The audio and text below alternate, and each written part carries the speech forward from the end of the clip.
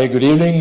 My name is Vaithiyanathan, 62-year-old, and unfortunately blessed with a marginal case of diabetes and a little bit of blood pressure.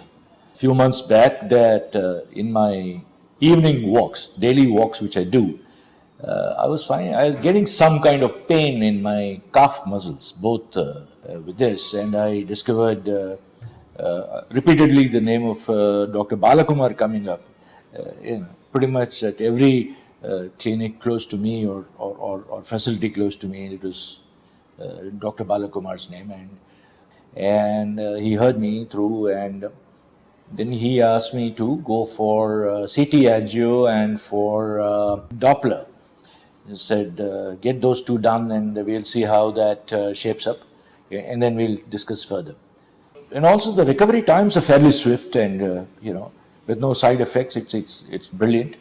And I also felt, I've been walking ever since the first procedure. I do not really feel the recurrence of the pain in the calf muscles of the leg or the leg itself, and able to walk. Hopefully, this should be good, and this is also a long-lasting,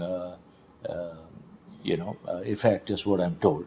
So, Mr. Vaithiyanathan, aged about 62 years, presented to me with complaints of bilateral calf claudication, which means that he's able to walk for a few meters distance and he has pain in the both calf, then he has to take rest for some time and then keep walking.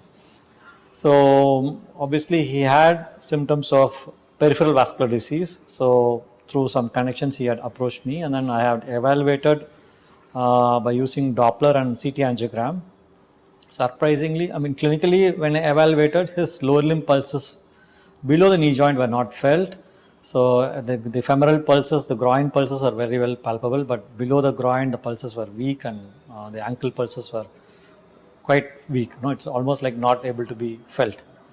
But now we have the latest techniques using this endovascular therapy, which means that using a needle therapy, we can deploy a technique called intravascular lithotripsy. The advantage of intravascular lithotripsy is it cracks the calcium which is deposited on the blood vessel. Normally it can get deposited in two levels. One is in the medial level or the muscle layer of the arterial wall, and the other one is the inner layer of the arterial wall. So it cracks the calcium, makes the calcium bit weak, increasing the compliance, increasing the flexibility of the blood vessel. The blood vessels becomes rigid and narrow when the calcium gets deposited. We had to use multiple techniques like intravascular lithotripsy. We also used a drug coated balloon, which means that these drugs can prevent reocclusion of the blood vessels, which is also one of the latest developments in endovascular therapy. And we had done in 3 different sessions, one for the abdomen, one for the right limb, and one for the left lower limb. So now the message which I wanted to give is that, see, India has one of the leading population of diabetic patients. Almost like 12 to 14% of the normal segment of population have diabetes. Among this percent of patients, at least 20 to 25% of the patients will have peripheral vascular disease. It's the most important thing in identifying a peripheral vascular disease is the timing of the disease.